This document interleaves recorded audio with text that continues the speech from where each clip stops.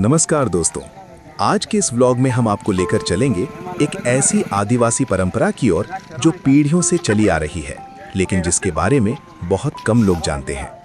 आज हम बात करेंगे आदिवासी वाघदेव की, एक ऐसे देवता की जिन्हें आदिवासी समाज प्रकृति, जंगल और जीवन के रक्षक के रूप में पूजता आया है। चलिए जानते हैं इस परंपरा के बारे में।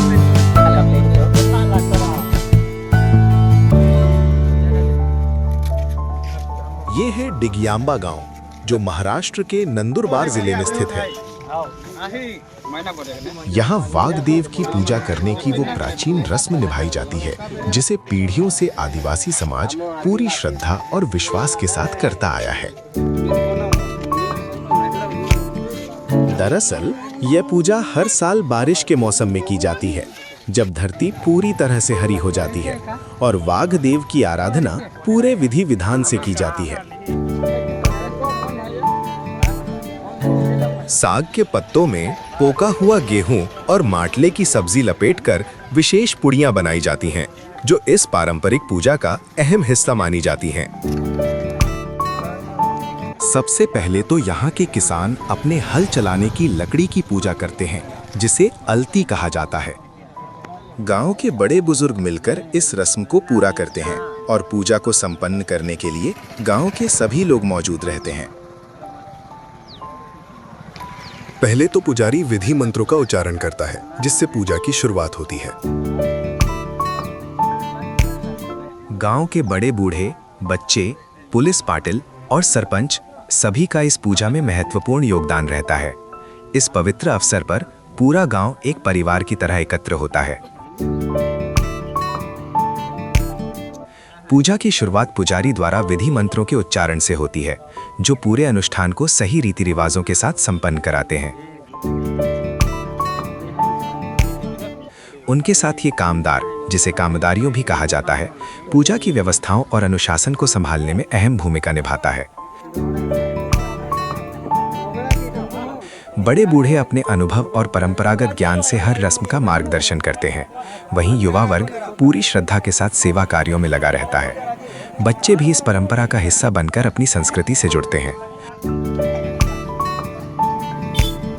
पुलिस पाटिल और सरपंच की मौजूदगी से ये पूजा सामाजिक एकता और सामूहिक जिम्मेदारी का प्रतीक बन जाती है।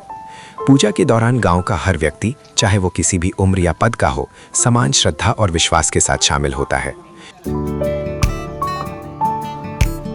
यह अनुष्ठान केवल धार्मिक क्रिया नहीं, बल्कि गांव की एकता, परंपरा और सांस्कृतिक पहचान को मजबूत करने वाला एक महत्वपूर्ण आयोजन है, जिसे पीढ़ी दर पीढ़ी निभाया जाता आ रहा है।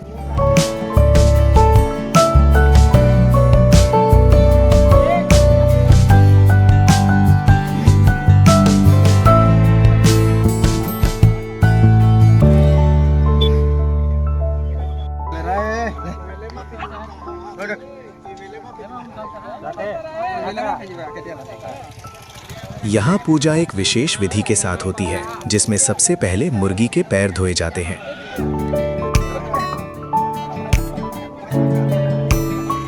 ये प्रक्रिया शुद्धता और परंपरा का प्रतीक मानी जाती है। इसके बाद पुजारी विधि मंत्रों का उच्चारण करता है,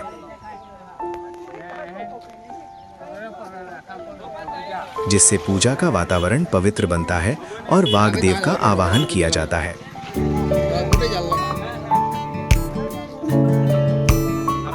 मंत्रों के साथ ये पूजा धीरे धीरे आगे बढ़ती है, जहां हर क्रिया का अपना विशेष महत्व होता है।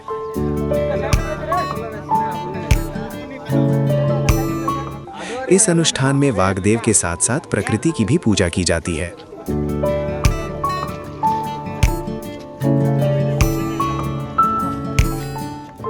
पूजा के दौरान वाघदेव और प्रकृति को चढ़ावा अर्पित किया जाता है, जिससे ये संदेश दिया जाता है कि मानव जीवन पूरी तरह प्रकृति पर निर्भर है।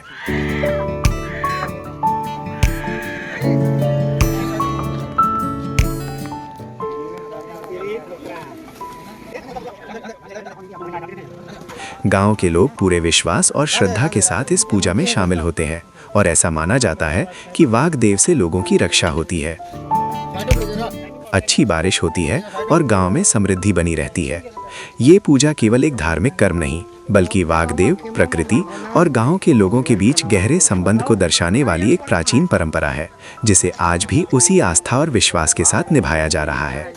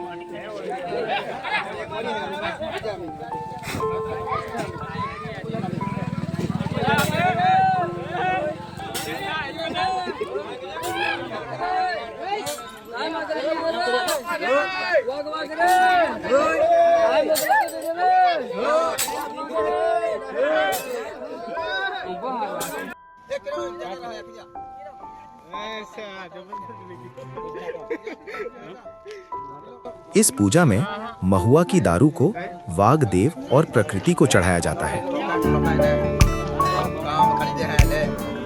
महुआ आदिवासी जीवन में पवित्र माना जाता है और इसे प्रकृति के प्रति सम्मान के रूप में अर्पित किया जाता है। ये विशेष कार्य गांव के बुजुर्ग, युवा और पुजारी मिलकर करते हैं। सभी लोग बारी बारी से एक एक कर आगे आते हैं और विधि के अनुसार ये चढ़ावा चढ़ाते हैं।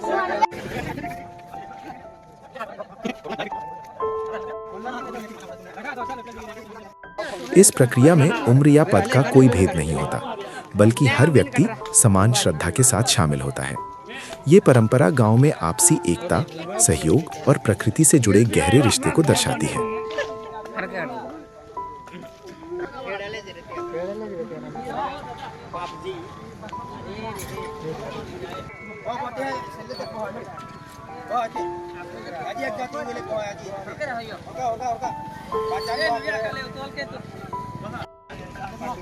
यहाँ पूजा के समय पत्ते बांटे जाते हैं, जिन पर प्रसाद परोसा जाएगा। इस परंपरा में अनुशासन और क्रम का विशेष महत्व होता है। सबसे पहले प्रसाद रखने के लिए पत्ते गांव के 5 पंचों को दिए जाते हैं।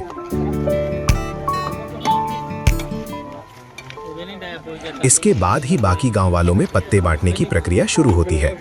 ये क्रम गांव की सामाजिक व्यवस्था और आपसी सम्मान को दर्शाता है। इस दौरान पुजारी पूजा की विधि पर ध्यान रखते हैं, जबकि गांव के बुजुर्ग और युवा मिलकर पूरी व्यवस्था संभालते हैं।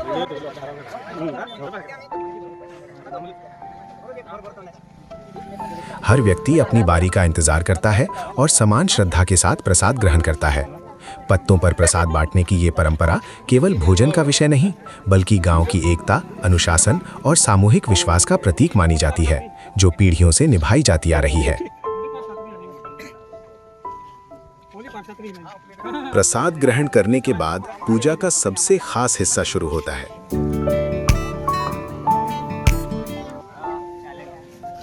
जो विशेष पुड़ियां बनाई गई थीं, उन्हें अब पूरे गांव में बांटा जाता है। इन पुड़ियों को वागदेव और प्रकृति का आशीर्वाद माना जाता है।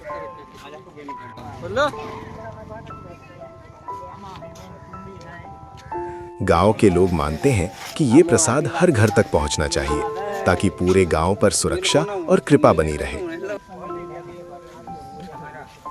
यही कारण है कि पूजा समाप्त होने के बाद ये पुड़ियां हर एक घर में पहुंचाई जाती हैं। इस कार्य में गांव के युवा और बच्चे सबसे आगे रहते हैं।